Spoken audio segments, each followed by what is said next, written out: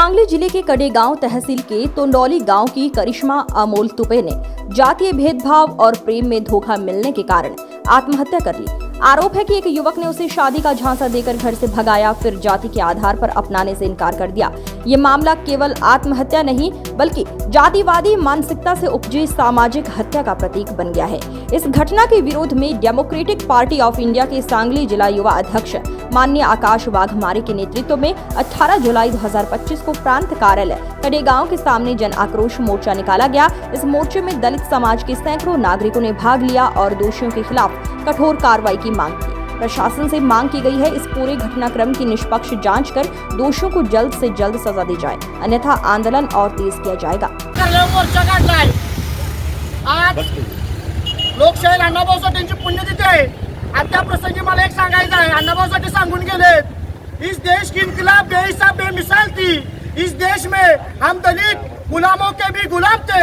आजादी के इस पथ पर हम भी तो दिलो जान से थे। आजादी के इस पथ पर हम भी तो दिलो जान से थे। गोरे अंग्रेज चले गए, काले अंग्रेज अभी बाकी है। ये आजादी झुटी है, देश की जनता भूकी आहे। लोकशाही अण्णाभाऊसाठी तेव्हा आम्हाला सांगून गेले, बाबा देशाला न्याय भेटलाय, पण या देशात ज्या मादक जातीवादी आहेत त्यांच्या तावडीतनं आम्हाला दलितांना कधी सुटका मिळणार आहे। आज तोंडोली या गावात आमच्या बहिणीवर, आमच्या लहूकन्यावर लग्नाचा आमिष दाखवून प्रेम संबंध करून ज्यावेळी लग्नाची वेळ आली तेव्हा या हरामखोरांनी त्यांची जात दाखवली। या जातीचा निषेध करायला आम्ही इथं आलोय। खरं तर अण्णाभाऊसाठी आम्हाला सांगून गेलो, इंग्रजापेक्षा इंग्रज तर निघून गेले 150 वर्ष राज्य करून, पण आम्ही या जातीवाद्यांच्या तावडीतनं कधी सुटणार आहे? आमच्या पुरी कधी सुटणार आहे? त्या इथं साळी माळी तेली कुणबी मांग मार ढोर चांभार या सगळ्या लोक इथं आलेत। आमचा एकच प्रश्न आहे की आमच्या मुलींना न्याय मिळणार आहे का नाही? तुम्ही ज्यावेळी हिंदू मुस्लिम होते त्यावेळी लव्ह जिहाद म्हणून नाव देताय, पण आत्ताच्या वेळी आमच्या दलितांच्या मुलींवर हिंदू अन्याय करतोय। त्याला कोण जबाबदार आहे? त्याला ही भाजप सरकार जबाबदार आहे का?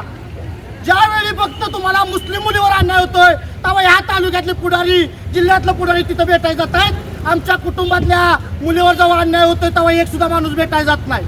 माझा प्रश्न आहे इथल्या स्थानिक आमदारांना, आमदार साहेब तुमच्या घरातले रोज लोक तिथं जात आहेत, परंतु तुम्हाला दलित कुटुंबाला भेटायला वेळ नसली तर तुमच्या जर का मुख्य आमदाराला आम्ही मत देऊन आम्हाला लाज वाटते। अरे काँग्रेस, शाहू फुले आंबेडकर विचारावर चालता म्हणून तुम्ही सांगता, मग दलितांना भेटायला लाज वाटते का तुम्हाला? तुमचा आता लय गॅप राहिला नाही, 10-15 हजारचा गॅप राहिलाय, तो सुद्धा दलित समाज कडेगाव तालुक्यातला भरून काढल्याशिवाय राहणार नाही।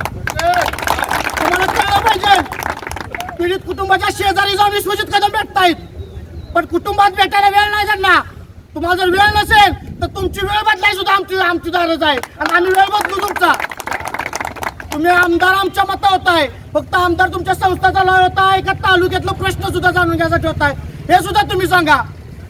तुम्ही मांडाय पाहिजे ती भूमिका, इथं तुमच्या कुटुंबातलं कोणतं भेटायला पाहिजे, पण तसं झालं नाही। आम्हाला सुद्धा आता आमच्या लक्षात आलंय की आमचं कोण नाही, आमचे प्रश्न मांडण्यासाठी आम्हाला स्वतः रस्त्यावर उतरावं लागेल। आम्हाला रस्त्यावर उतरून आमची लढाई हक्काची आम्हाला लढावं लागेल। अत्यंत बिकट परिस्थिती आहे, एवढी बिकट परिस्थिती आहे की पुन्हा सुद्धा दाखल करू नका ह्या सुद्धा अशी सुद्धा वर्ण दबाव आणला जातोय, दबाव दिला जातोय। याला कोण जबाबदार आहे? पोलीस प्रशासन याच्यावर लक्ष घालणार आहे का नाही? तुम्ही बघताय ना काय करायचं आहे।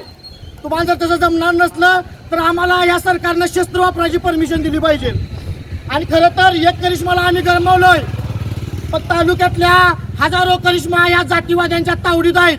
त्या जोपर्यंत सुटत नाहीत तोपर्यंत आम्हाला न्याय मिळणार नाही। त्या प्रत्येक करिश्माला न्याय देण्यासाठी आज आम्ही तो उपस्थित आहे।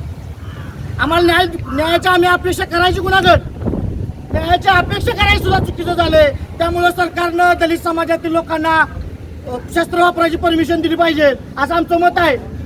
खरं तर ते अनेक आरोपी आहेत, त्यात मुलगी आमची ज्या दिवसापासून घरातनं निघून गेली आणि नंतर 7-7:30 वाजता उद्या घरी आली, त्या दिवसापर्यंत काय घडलं ही पोलीस प्रशासन माहिती घेणार आहे का नाही? काय घडलं तिच्यासोबत, काय नेमका प्रकार काय झाला, या अख्ख्या दिवसात काय काय घडलं जोपर्यंत आम्हाला कळत नाही तोपर्यंत आम्हाला न्याय मिळत नाही, आम्हाला वाटत नाही। त्या नराधमाला या सगळं प्रकरण करत असताना कुणी कुणी मदत केली, कोण त्याला मागं होतं हे सुद्धा तितकंच महत्वाचं आहे। आणि त्यांना 6 आरोपी केलं पाहिजे। त्या लोकांना जोपर्यंत 6 आरोपी करत नाही तोपर्यंत आम्हाला न्याय मिळतो आम्हाला असं वाटणार नाही. खरं तर परिस्थिती अशी झाली आहे, अरे वाऱ्यालाही कळत नाही मोकळा श्वास मिळत नाही. अरे वाऱ्यालाही कळत नाही मोकळा श्वास मिळत नाही आणि दहशतीखाली यांच्या इथं गात सुद्धा गिळत नाही. अरे पोटाला तीळ देऊन अजून किती दिवस जगायचं? तुम्हीच आमचे मायबाप असं किती दिवस सांगायचं? अरे पोटाला तीळ देऊन अजून किती दिवस जगायचं? तुम्हीच आमचे मायबाप असं किती दिवस सांगायचं? आता मला माझ्या समोर फक्त एक मनू दिसतो आहे, माझ्याकडे बघून तो मनामधून असतो आहे. कोण त्याचा बाप आहे तुम्ही सुद्धा शोधून घ्या, नाहीतर तुमच्या एका गोळीवर माझं सुद्धा नाव लिहा. आमच्या मुलीला न्याय मिळावा ही आम्ही प्रामाणिक अपेक्षा करतोय. खरं तर न्यायासाठी आम्हाला जर मोर्चा करायला लागत असेल तर ही स्वातंत्र्य भेटले की नाही हा सुद्धा प्रश्न महत्वाचा आहे. दलितांवरचा अन्याय कमी होणार आहे की नाही? तुम्ही जर अशा पद्धतीनं आमचा अन्याय करत असला, आमच्या मुलींसोबत प्रेम करत असला आणि ज्यावेळी लग्न होतंय त्या दिवशी तुम्हाला जात आठवत असेल तर ही सगळ्यात नीच बाब आहे. अनेक प्रकारे असं आमच्या मुलींना ही केलं जातं. मुलं सुद्धा आमची दडपणात आहेत. एवढं सांगतोय प्रशासनाने त्यात कोण अजून काय आरोपी आहेत त्यांच्यावर कठोर कारवाई करा.